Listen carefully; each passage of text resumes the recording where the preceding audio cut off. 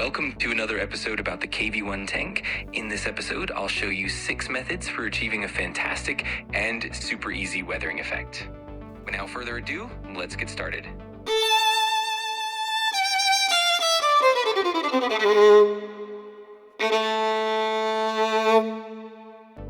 Global wash is the first method we'll start with.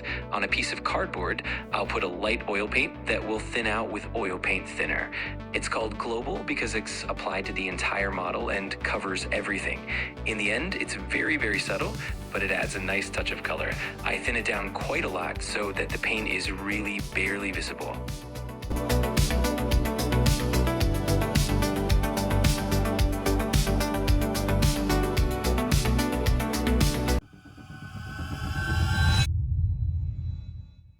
Pin wash is the second technique, which everyone probably knows.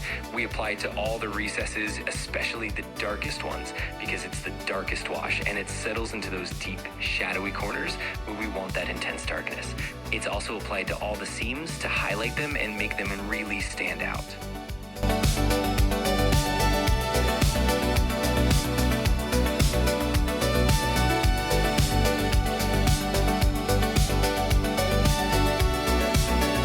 This is how the seams look after being covered with the pin wash. In the previous episode, we painted them with a very light silver paint, and now combined with the pin wash, they look really great together.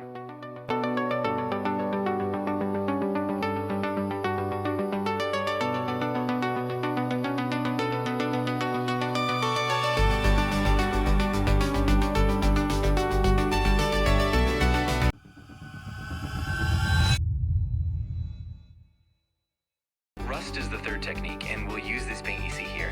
To apply it, first we need to warm up the area we want to paint with a hairdryer so it's nice and warm, and also warm up the bottle as well. This creates a chemical reaction that results in that amazing effect that I'm showing you right now.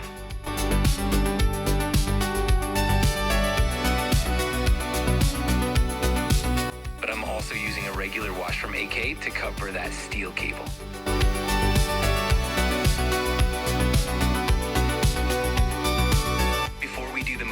Technique, which I'll show you shortly, we need to cover what we've just done with a satin varnish.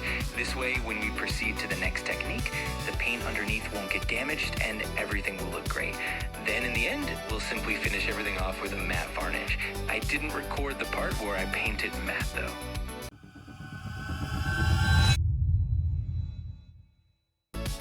Dot technique is a method used by many modelers, and for this, I'll be using these oil brushers from Amiga since they already have the handle and brush built in, so I don't need to apply everything onto a piece of cardboard. I do it this way. The darkest color, which is a dark brown, goes on the outside, and then towards the inside, I apply progressively lighter colors.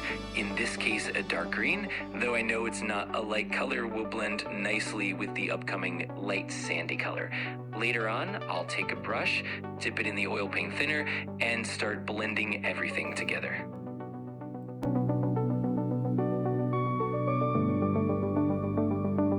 And I mix these colors step by step, and it becomes more and more evident that they're blending well together.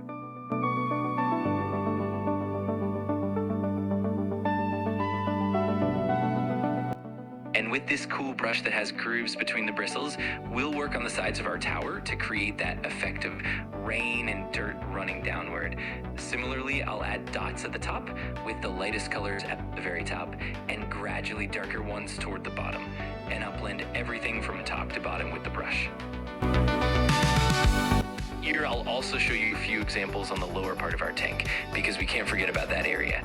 I apply the same method to all the panels as well.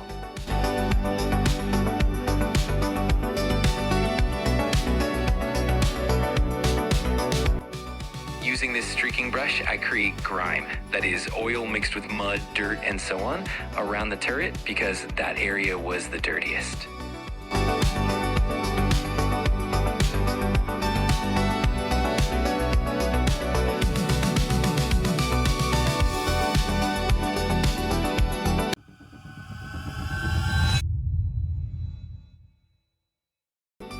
Fifth technique is streaking grime, and I basically apply it mainly on the turret and a little on the front of the tank. I'll show you on the turret.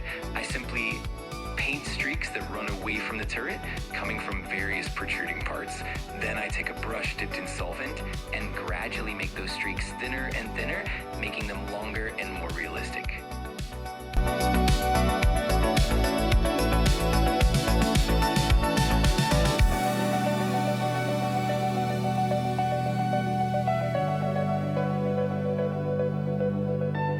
Here are a few more examples showing how it's done.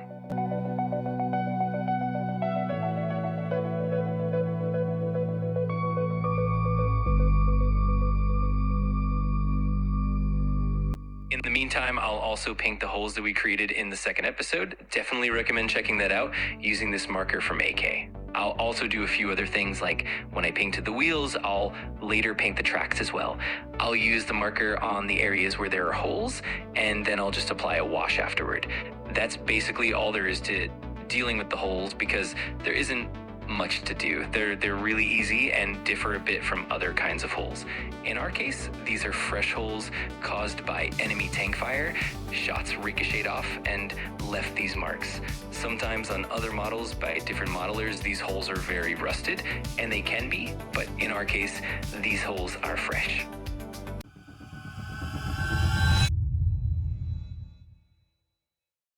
Mud, which is the final step to complete the fantastic weathering and indeed one of the most important parts. I'm using this diorama paste from AK, which will serve as our base color. I'll mix it with a spatula and then apply it all over. An important thing that I showed in the video is this white gasket, which sometimes looks like it should be removed, but we don't actually take it off because everything will just dry and end up being discarded. I had that happen once, and well, you learn from mistakes.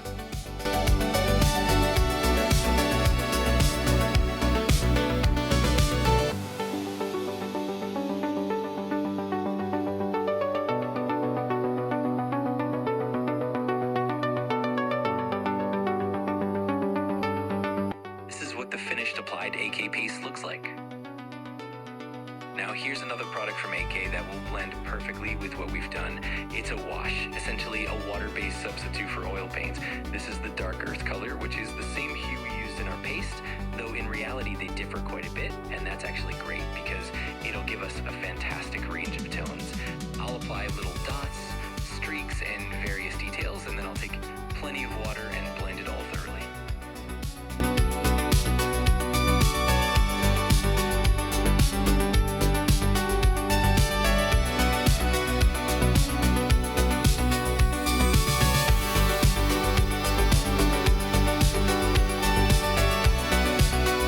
These are the tracks that I made in the same way that I applied the mud on the tank. Now I'm going to do the final technique, for which I'll use this paint from Ammo MIG. These are the splash effects. Unfortunately, I didn't show you the bottle here, but I'll be thinning it on the palette with oil paint thinner. I'm using a toothpick and a small brush to create the effects you see. I'm basically splattering the paint. Just keep in mind to place a sheet behind the model so you don't dirty the entire workspace, because it can get pretty messy.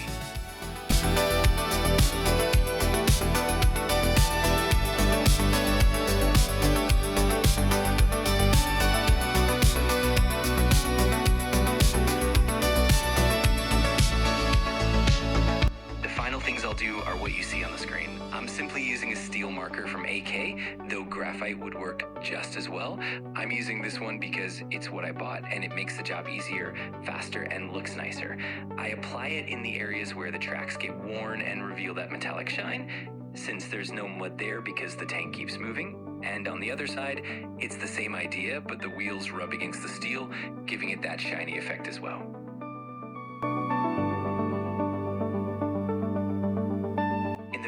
As we're wrapping up the episode, I'll paint all the rifles and scopes with gunmetal using that smelly Humbrol paint. Remember to wipe the scopes with a cotton pad after about 10 hours or even a full day to get that fantastic effect. If you enjoyed the episode, give it a thumbs up, subscribe to the channel, and let me know in the comments which tank you'd like to see next, because I have a few in my collection. Just ask and I'll let you know what I have in the comments. As I mentioned, don't forget to subscribe so you won't miss future videos, and these are the final results of the tank you're seeing on screen.